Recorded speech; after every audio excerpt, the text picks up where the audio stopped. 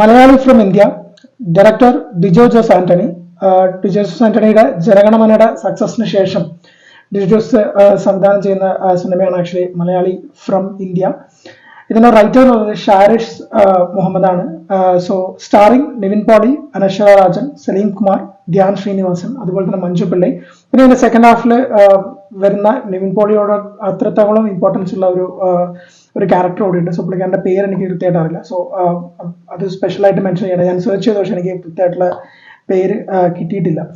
So Dijo ജോസിലേക്ക് വരുന്ന സമയത്ത് ഡിജോ ജോസിന്റെ ക്യൂ നായിക്കെന്നാലും ശരി, നമ്മുടെ ജനഗണമനയായാലും ശരി, ഒരു ഹോൾസം എന്റർടൈൻമെന്റ് തരുന്ന സിനിമകളാണ് ആക്ച്വലി ഡിജോ ജോസ് എടുത്തിട്ടുള്ളത്. എന്നാൽ അതിലൊരു പ്രോപ്പർ ആയിട്ടുള്ള ഒരു രാഷ്ട്രീയവും പ്രോപ്പർ ആയിട്ടുള്ള ഒരു തീം പറയാൻ വേണ്ടി ഡിജോ ജോസ് എപ്പോഴും ശ്രമിക്കാറുണ്ട്. സോ മലയാളി ഫ്രം ഇന്ത്യയും ഈ പറയുന്ന പാറ്റേണിൽ നിന്ന് വ്യത്യസ്തമല്ല. പക്ഷെ മലയാളി ഫ്രം ഇന്ത്യ ഡിജോയുടെ ബാക്കിയുള്ള സിനിമയിൽ നിന്നും കമ്പാരിറ്റീവ്ലി വേറൊരു ടൈപ്പ് ഓഫ് ട്രീറ്റ്മെന്റ് കൊടുത്തിട്ടുള്ള സിനിമയാണ്. സോ ഇതിൻ്റെ അകത്തേക്ക് ഫസ്റ്റ് വരുന്ന സമയത്തേക്കെന്ന് വെച്ചാൽ ഇതിന്റെ ഫസ്റ്റ് ആയിട്ട് എനിക്ക് ഇതിൻ്റെ അകത്ത് പറയാണെന്ന് വെച്ചാൽ ധ്യാനും നിവിൻ പോളിയും തമ്മിലുള്ള ഒരു കോമ്പിനേഷനാണ്.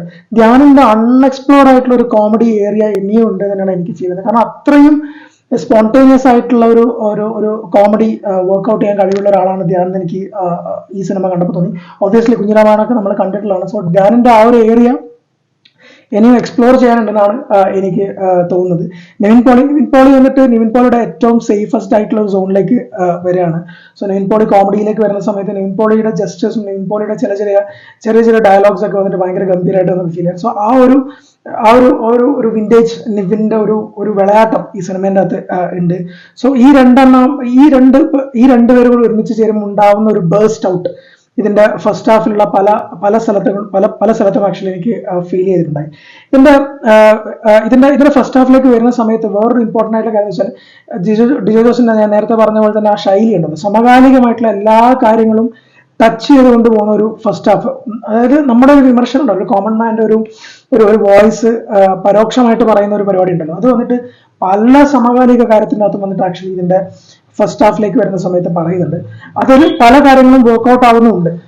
ലൈക്ക് ഇപ്പം നമ്മുടെ രാഷ്ട്രീയ സാഹചര്യം ആയി കഴിഞ്ഞാൽ ശരി, GDP പറ്റി സംസാരിക്കുന്നതും അതുപോലെ തന്നെ വന്നിട്ട് മുത്തപ്പന വന്നിട്ട് ഇൻക്ലൂഡ് ചെയ്തിട്ടുള്ളതും അതൊക്കെ വന്നിട്ട് നന്നായിട്ട് വർക്ക്ഔട്ട് ആയിട്ടുണ്ട് പല സ്ഥലങ്ങളിലും. ഇതിനകത്ത് വന്നിട്ട് ഈ ഒരു കഥ എന്ന് പറയുന്നത് വന്നിട്ട് നിവിൻ പോളിയുടെ ക്യാരക്ടർ എസ്റ്റാബ്ലിഷ്മെന്റും അതിനുശേഷം നിവിൻ പോളിയുടെ ക്യാരക്ടറിന്റെ ഒരു ജേണി, ആൽപ്പറമ്പ് എന്ന് പറയുന്ന ഒരാളുടെ ക്യാരക്ടറിന്റെ ഒരു ജേണിയാണ്. സോ ആ ഗോപിയുടെ കൂടെ തന്നെ ഉള്ള ആളാണ് ആക്ച്വലി മൽഘോഷ് എന്ന് പറയുന്ന ക്യാരക്ടറായിട്ടുള്ള ധ്യാൻ ചെയ്തിട്ടുള്ളത്. സോ ഇതിന്റെ ഫസ്റ്റ് ഹാഫിലേക്ക് ഞാൻ പറഞ്ഞ പോലെ തന്നെ ഇതിന്റെ സ്ക്രീൻ പ്ലേയിലകത്ത് മെയിൻലി കോൺസെൻട്രേറ്റ് ചെയ്യുന്നത് സമകാലിക വിഷയവും അതിന്റെ കൂടെ തന്നെ ട്രാവൽ ചെയ്യുന്ന നിവിൻ പോളിയുടെ നാട്ടുകാരായിട്ടുള്ള ആൾക്കാരാണ് ഇതിനകത്ത് പറയുന്നത്. ഇതിന്റെ മ്യൂസിക് ചെയ്തിരിക്കുന്നത് ജെയ്ക്സ് ബിജോയാണ്. ഒരു പാട്ടുകളൊക്കെ വന്നിട്ട് അവിടെ ഇവിടെയൊക്കെ ആയിട്ട് വരുന്നുണ്ട്, എന്നാലും പാട്ടുകളൊക്കെ വളരെ നന്നായിട്ട് തോന്നി. ഇതിന്റെ ബാക്ക്ഗ്രൗണ്ട് സ്കോറും ചെയ്തിട്ടുള്ള ജെയ്ക്സ് ബിജോ തന്നെയാണ്, അതും വളരെ ഗംഭീരമായിട്ട് തോന്നി. സിനിമാറ്റോഗ്രഫി ചെയ്തിട്ടുള്ളത് സുദീപ് എലമൺ ആണ്. സുദീപ് എലമൺ ഒരു ഡീസെന്റ് ആയിട്ടുള്ള ജോബ് ചെയ്തിട്ടുണ്ട്. കാരണം ഇതിന്റെ സെക്കൻഡ് ഹാഫിലോട്ട് വരുന്ന സമയത്ത് ചെറിയൊരു ആടുജീവിതം പരിപാടിയൊക്കെ ഉണ്ട്. സോ അതുകൊണ്ട് അതൊക്കെ വന്നിട്ട് കുറച്ചുകൂടി നന്നായിട്ട് നല്ല രീതിയിൽ തന്നെ കൊണ്ടുവരാൻ വേണ്ടിയിട്ട് ആക്ച്വലി സുദീപ് എലമൻ ചെയ്തിട്ടുണ്ട്. ഇതിന്റെ എഡിറ്റിംഗ് ആക്ച്വലി ശ്രീജിത്താണ്. ഒരു 2 hours 40 minutes വരുന്നുണ്ട് ഈ cinema. So slightly over cooked എന്ന് വേണമെങ്കിൽ പറയാം. ഒരു കുറച്ച് ട്രിം ചെയ്യായിരുന്നു എന്ന് തോന്നി. സോ പിന്നെ ഇതിൻ്റെ അകത്ത് അനശ്വര രാജൻ ഉണ്ട്. അനശ്വര രാജനെ കൊണ്ടുവന്നപ്പോൾ ഞാൻ വിചാരിച്ചു ഇതിൽ ഭയങ്കരമായിട്ടുള്ള ക്യാരക്ടർ. പക്ഷെ അനശ്വര രാജക്ക് ഒന്നും കാര്യമായിട്ട് ചെയ്യാനില്ല. ഒരു പാട്ടും അതുപോലെ തന്നെ 1-2 സീനും ഉണ്ടെന്നല്ലാതെ വേറെ വലുതായിട്ടൊന്നും ചെയ്യാനില്ല. ഡിജോ ജോസ് തന്നെ ഇതിനകത്ത് ഒരു ക്യാരക്ടർ ചെയ്യുന്നുണ്ട്, ഒരു ഷൈജൂസ് എന്ന് പറയുന്ന ഒരു പരിപാടി നടത്തുന്ന ഒരാളായിട്ട്. അതും വലിയ ഒരു സംഭവങ്ങളൊന്നും വലുതായിട്ടൊന്നും അതിൻ്റെ അകത്ത് ഇല്ല പറയാൻ വേണ്ടിയിട്ട്. അനശ്വരയുടെ ക്യാരക്ടർ ഒരു നിരാശയായിട്ട് തോന്നി, ഒന്നും പ്രത്യേകിച്ചൊന്നും ചെയ്യാനില്ലാത്ത പോലെ തോന്നി. സോ ഇതിന്റെ ഫസ്റ്റ് ഹാഫിലേക്ക് വരുന്ന സമയത്ത് ഞാൻ നേരത്തെ പറഞ്ഞ പോലെ കംപ്ലീറ്റ്ലി ഒരു എന്റർടൈൻമെന്റ് ജോണർ, ഒരു കോമഡി പെർസ്പെക്റ്റീവ്, എന്നാൽ കുറച്ച് സമകാലിക വിഷയങ്ങളൊക്കെ പറഞ്ഞു പോകുന്നുണ്ടെങ്കിൽ കൂടി ഇതിന്റെ ഇന്റർവെല്ലിലോട്ട് വരുന്ന സമയത്ത് കോവിഡും കാര്യങ്ങളൊക്കെ വന്നിട്ട് ഈ സിനിമയുടെ അകത്തേക്ക് വരുന്നുണ്ട്. കോവിഡും ആ സമയത്ത് നടന്ന കാര്യങ്ങളും അതുപോലെ തന്നെ ട്രാവൽ ബാൻസ്, ഇത് ലോക്ക്ഡൌൺ, എല്ലാ സംഭവങ്ങളും ഇതിൻ്റെ അകത്ത് ഇന്റർവെല്ലിലൊക്കെ അടുപ്പിച്ചിട്ട് ഉള്ള സമയത്ത് വരുന്നുണ്ട്. ഇന്റർവെല് വരെ നമുക്ക് ഈ സിനിമ വന്നിട്ട് ഒരു ക്യൂരിയോസിറ്റി നമുക്ക് തരുന്നുണ്ട് ആക്ച്വലി ഇത് എന്തായിരിക്കും. കാരണം ഡിജോ ജോസ് ഇന്നലെ ഒരു ട്രെയിലർ ഇറക്കി. അപ്പോൾ നമുക്ക് ആ ഒരു ട്രെയിലർ അതുവരെ ഇല്ലാത്ത ഒരു ട്രെയിലർ ആയിരുന്നല്ലോ, അത് ട്രെയിലർ ഉണ്ടായിരുന്നു. അപ്പോൾ നമുക്ക് വന്നിട്ട് ഇതിന്റെ സിനിമ ആദ്യം തന്നെ വന്നിട്ട് ഇങ്ങനെ പറയാതെ പറഞ്ഞു പോകുന്ന ചില കാര്യങ്ങളുണ്ട്. നമുക്ക് അത് ഒരു 100 തവണ പറഞ്ഞ കാര്യം തന്നെയാണ്. എന്നാൽ പോലും വന്നിട്ട് അത് അത്ര മോശമല്ലാത്ത രീതിയിൽ അത് പ്രസന്റ് ചെയ്യാൻ വേണ്ടിയിട്ട് ആക്ച്വലി ഡിജോ ജോസ് ശ്രമിച്ചിട്ടുണ്ട് ഈ സിനിമേൻ്റെ അകത്ത്. ഇതിന്റെ സെക്കൻഡ് ഹാഫിലേക്ക് വരുന്ന സമയത്ത് കംപ്ലീറ്റ്ലി ഈ സിനിമ വന്നിട്ട് ആക്ച്വലി ദുബായിലേക്ക് മാറുകയാണ്. അത് സെക്കൻഡ് ഹാഫിന്റെ കാര്യം പറഞ്ഞപ്പോൾ ഇപ്പൊ ഇതിന്റെ ഫസ്റ്റ് ഫ്രണ്ടിൽ തന്നെ, അതായത് സ്റ്റാർട്ടിങ്ങിൽ തന്നെ എല്ലാ മലയാളികൾക്കും നാട്ടിൽ നിന്ന് മാറിയിരിക്കുന്ന ലോകത്തുള്ള എല്ലാ സ്ഥലത്തുള്ള മലയാളികൾക്കും വേണ്ടിയിട്ട് ഈ സിനിമ ഡെഡിക്കേറ്റ് ചെയ്യുന്നു എന്ന് പറഞ്ഞിട്ട് എഴുതിയിട്ടുണ്ടായി. അവിടെ നല്ല ക്ലാപ്സും ഉണ്ടായിരുന്നു. അപ്പോൾ ഇത് മൊത്തം ഒരു മലയാളികളുടെ സിനിമ എന്നുള്ള രീതിയിലാണ് ആക്ച്വലി ഇവരിത് മാർക്കറ്റ് ചെയ്തിട്ടുള്ളത്. സോ ഇത് സെക്കൻഡ് ഹാഫിലേക്ക് വരും. സെക്കൻഡ് ഹാഫിലേക്ക് വരുന്ന സമയത്ത് ഈ സിനിമ കേരളം വിട്ടു പോവുകയാണ്. നിവിൻ പോളിക്ക് കേരളം വിടേണ്ട ഒരു അവസ്ഥ വരുന്നത്, കേരളം വിട്ടു പോവുകയും പിന്നെ ആക്ച്വലി സംഭവിക്കുന്നത് വെച്ചാൽ ഇതൊരു പിന്നെ ഞാൻ പറഞ്ഞില്ല, ഒരു സ്പോയിലർ ആവുന്നുണ്ട്, ഞാൻ അതിന് കൂടുതലൊന്നും പറയുന്നില്ല. പിന്നെ ഈ സിനിമ വന്നിട്ട് നിവിൻ പോളി ഒരു സ്ഥലത്ത് പോവുകയും അവിടെ പെട്ടുപോവുകയും ചെയ്യുന്ന ഒരു പരിപാടിയാണ് ആക്ച്വലി ഇതിന്റെ സെക്കൻഡ് ഹാഫിലേക്ക് വരുമ്പോൾ ഉള്ളത്. ഇതിന്റെ ഫസ്റ്റ് ഹാഫ് കഴിഞ്ഞപ്പോൾ എനിക്ക് പേഴ്സണലി വന്നിട്ട് ഇതൊരു ആവറേജ് ആയിട്ടുള്ള എക്സ്പീരിയൻസ് ആണ്. ഈവൻ ദോ ഇതൊക്കെ ഉണ്ടെങ്കിലും ധ്യാനിന്റെ കോമഡിയും കാര്യങ്ങളൊക്കെ ഉണ്ടെങ്കിൽ കൂടി ഒരു ലാഫ് ഔട്ട് റൈറ്റ് വന്നില്ല. എന്നാൽ പിന്നെ ഒരു എക്സ്ട്രീം ആയിട്ടുള്ള ഒരു കഥയിലേക്ക് വന്നു, അതും വന്നില്ല. ഒരു ഹാഫ് ബേക്ക്ഡ് പോലെ തോന്നി ആക്ച്വലി ഇതിന്റെ ഫസ്റ്റ് ഹാഫ് കഴിഞ്ഞപ്പോൾ.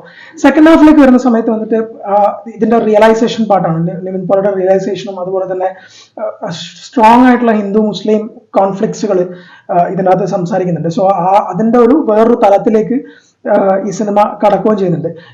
ഇതിന്റെ വേറൊരു നല്ലൊരു എനിക്ക് ഇഷ്ടപ്പെട്ട ഒരു കാര്യം എന്ന് വെച്ചാൽ നിവിൻ പോളിയുടെ ക്യാരക്ടറും ഒരു എലിയുടെ ക്യാരക്ടറും തമ്മിലുള്ള ഒരു കമ്പാരിസൺ കാണിക്കുന്നുണ്ട്. അത് നന്നായിട്ട് ഫീൽ ചെയ്യുന്നത് പല സ്ഥലത്തും പല സ്ഥലങ്ങളിൽ അതിനകത്ത് കാണിക്കുന്നത്. ഇന്റർവ്യൂ വരെയും അത് കാണിക്കുന്നെന്ന് തോന്നുന്നു. അതിനുശേഷം ഇന്റർവ്യൂവിന് ശേഷം വന്നിട്ട് ആക്ച്വലി നിവിൻ പോളി ഒരു സ്ഥലത്ത് അകപ്പെടുന്നു. അവിടെയുള്ള ഒരു മുസ്ലിം ആയിട്ടുള്ള ഒരാളുമായിട്ടുള്ള ഒരു റിലേഷൻഷിപ്പ്, ആ റിലേഷൻഷിപ്പ് നല്ല രീതിയിൽ കൊണ്ടുവരാൻ വേണ്ടിയിട്ട് ആക്ച്വലി ഡിജോ ജോസിന് പറ്റിയിട്ടുണ്ട്. ആ റിലേഷൻഷിപ്പാണ് ഈ സിനിമയുടെ ഏറ്റവും വലിയ കാമ്പ് എന്നാണ് ഞാൻ മനസ്സിലാക്കില്ല. സോ അത് നല്ല രീതിയിൽ കൊണ്ടുവരാൻ വേണ്ടിയിട്ട് ഡിജോ ജോസിന് പറ്റിയിട്ടുണ്ട്. ആ ഒരു പോർഷൻസ് വളരെ നന്നായിട്ട് അവരുടെ ആ ഒരു ബന്ധം വളരെ നന്നായിട്ട് പറയുന്നുണ്ട്. ഇതിന്റെ ക്ലൈമാക്സിലേക്ക് വരുന്ന സമയത്തൊക്കെ ആ ഒരു സെക്കൻഡ് ഹാഫിലേക്കുള്ള കാര്യത്തിലേക്കാണ് കടക്കുന്നത്. ആ മൊത്തത്തിൽ ഇതിന്റെ പ്രശ്നമായിട്ട് എനിക്ക് ഫീൽ ചെയ്യുന്നത് വെച്ചാൽ എവിടെയാണ് ഈ സിനിമ തുടങ്ങുന്നത് അവിടെയല്ല ഈ സിനിമ നിൽക്കുന്നത്. ഒരു സ്ഥലത്ത് നമ്മൾ പറഞ്ഞു വന്ന വിഷയങ്ങളിൽ ഒന്നും തന്നെ നിൽക്കാത്ത രീതിയിൽ എല്ലാ സ്ഥലത്തേക്കും ചാടി കളിക്കുന്ന പോലത്തെ ഒരു ഫീല് ഈ സിനിമക്ക് എനിക്ക് പേഴ്സണലി ഫീൽ ചെയ്തു. അതാണ് ആക്ച്വലി ഈ സിനിമയുടെ ഒരു പോരായ്മയായിട്ട് എനിക്ക് ഫീൽ ചെയ്യുന്നത്. ഈവൻ നിവിൻ അത് അങ്ങേരുടെ ഏറ്റവും ബെസ്റ്റ് സോണിലാണ് ഉള്ളതെങ്കിലും കൂടി പ്രേക്ഷകരെ കംപ്ലീറ്റ്ലി സാറ്റിസ്ഫൈ ചെയ്യാൻ വേണ്ടിയിട്ട് ഇതിന് പറ്റിയോ എന്ന് ചോദിച്ചാൽ എനിക്ക് ഇതിനൊരു ഹാഫ് രീതിയിൽ പറ്റി എന്നേ എനിക്ക് പേഴ്സണലി ഫീൽ ചെയ്തിട്ടുള്ളൂ. ഞാൻ ഭയങ്കര പ്രതീക്ഷയോടെയാണ് പോയത്. കാരണം ഒന്നുകിൽ ചില സമയത്ത് ഇതിന്റെ ടീസർ വന്നതൊക്കെ ചിലപ്പോൾ അതിനൊരു റീസൺ ആയിരിക്കാം. പക്ഷെ എന്റർടൈൻമെന്റ് ഫാക്ടർ ഉണ്ടോ എന്ന് ചോദിച്ചാൽ സെക്കൻഡ് ഹാഫിൽ ഉടനീളം കോമഡികളൊക്കെ വർക്കൗട്ട് ആയിട്ടുണ്ട്. ഒരു 10 കോമഡി ചെയ്യുന്ന സമയത്ത് ഒരു 5 കോമഡി അല്ലെങ്കിൽ 6 കോമഡി വർക്കൗട്ട് ആവുന്നത്. തിയേറ്ററിൽ ചിരി വരുന്നുണ്ട്. പല സ്ഥലങ്ങളിലും ഗംഭീരമായി ക്ലാപ്പ് വരും എന്ന് വിചാരിച്ചു നിൽക്കുന്ന സ്ഥലത്തൊന്നും ഞാൻ കണ്ട തിയേറ്ററിൽ ക്ലാപ്പ് വന്നില്ല എന്നുള്ളതും ഒരു പോരായ്മയായിട്ട് ഫീൽ ചെയ്തു. കാരണം അത് പല സ്ഥലങ്ങളിലും ഡയറക്ടർ അത് ക്ലാപ്പ് വരും എന്ന് വിചാരിച്ചിരിക്കണം എന്ന് തന്നെയാണ് ഞാൻ വിചാരിക്കുന്നത്. സോ അങ്ങനെയുള്ള നിരാശകളൊക്കെ വന്നിട്ട് ആക്ച്വലി ഈ സിനിമേൻ്റെ അകത്ത് ഉണ്ട്. ആകെ മൊത്തത്തിൽ നിവിൻ പോളിയും ഡിജോ ജോസും ആദ്യം വന്ന വീഡിയോൻ്റെ അകത്ത് പൃഥ്വിരാജിനൊക്കെ നീക്കിയിട്ടില്ല, നമുക്ക് ഇത് എന്ന് നിവിൻ പോളി പറയുന്നുണ്ട്. സോ അതുപോലെ വന്നിട്ട് ഡിജോ ജോസിനെയും ഇതിനകത്ത് കുറ്റം പറയാൻ പറ്റില്ല, ആരെയും കുറ്റം പറയാൻ പറ്റില്ല. ഒരു ഹാഫ് ബേക്ക്ഡ് പോലെയാണ് എനിക്ക് പേഴ്സണലി മലയാളി ഫ്രം ഇന്ത്യ തോന്നിയിട്ടുള്ളത്. എന്നാൽ ഇതൊരു എബോവ് ആവറേജിന് മേലെ നിൽക്കുന്ന ഒരു സിനിമ ആണെന്ന് വെച്ചാൽ അതെ. കാരണം ഇതിനൊരു എന്റർടൈൻമെന്റ് ഫാക്ടർ ഉണ്ട്. ഇതിൻ്റെ അകത്ത് പറയുന്ന കാര്യങ്ങൾ, ഇതിൻ്റെ അകത്തുള്ള ആ ഒരു കോൺഫ്ലിക്റ്റും കാര്യങ്ങളൊക്കെ വളരെ നന്നായിട്ട് പറയുന്നുണ്ട്. പക്ഷെ ഇത് ഭയങ്കരമായിട്ട് തയച്ച ഒരു സംഭവമായിട്ടാണ് എനിക്ക് ഫീൽ ചെയ്തിട്ടുണ്ടായത്. സോ അതുകൊണ്ടാണ് ആക്ച്വലി നമുക്കൊരു ആവറേജ് അനുഭവമായിട്ട്, എനിക്ക് മാത്രമല്ല എനിക്ക് എൻ്റെ കൂടെ കണ്ടിട്ടുള്ള എല്ലാവർക്കും ആ ഒരു അനുഭവമാണ് ഫീൽ ചെയ്തിട്ടുള്ളത് എന്നാണ് എനിക്ക് തോന്നുന്നത്. അപ്പോൾ അത്തരത്തിലുള്ളൊരു ഫീലിംഗ് ആണ് ആക്ച്വലി മലയാളി ഫ്രം ഇന്ത്യ കണ്ടപ്പോൾ കിട്ടിയത്. അപ്പോൾ എനിക്ക് തോന്നുന്നു ചില സമയത്ത് ഈ ടീസർ വിടാതിരുന്നെങ്കിൽ ഞാനൊരു ഔട്ട് ആൻഡ് ഔട്ട് കോമഡി ആയിരുന്നു പ്രതീക്ഷിച്ചു പോയിട്ടോ. മേ ബി ടീസർ വന്നതുകൊണ്ടായിരിക്കാം അത് വിടാതിരുന്നെങ്കിൽ മേ ബി ഞാനത് വേറൊരു പോയിന്റിലായിരിക്കും ഈ സിനിമ കണ്ടിട്ടുണ്ടാവുക. പക്ഷെ എന്നിരുന്നാലും ഒരു ഡീസെന്റ് ആയിട്ടുള്ള ഒരു അറ്റംപ്റ്റ് ആണ് ആക്ച്വലി മലയാളി ഫ്രം ഇന്ത്യ. നമ്മൾ പറഞ്ഞു വെച്ച പോലെ ആ ഒരു ഗംഭീരമായിട്ടുള്ള അനുഭവത്തിലേക്ക് വന്നില്ലെങ്കിൽ ഒരു ഡീസെന്റ് ആയിട്ടുള്ള നിവിന്റെ ഗംഭീരമായിട്ടുള്ള ക്യൂട്ടായിട്ടുള്ള മൊമെന്റ്സ്, ധ്യാനിന്റെ ഗംഭീരമായിട്ടുള്ള കോമഡി പെർഫോമൻസ്, എന്നാൽ പറയാതെ പറഞ്ഞു പോയിട്ടുള്ള പലതരത്തിലുള്ള സമകാലിക വിഷയങ്ങളൊക്കെ കൂടി ചേർത്തിട്ട് വൺ ടൈം ഡീസെന്റ് വാച്ച് ആയിട്ടാണ് ആക്ച്വലി മലയാളി ഫ്രം ഇന്ത്യ അനുഭവപ്പെട്ടിട്ടുള്ളത്. So do watch Malayali from India in theatres.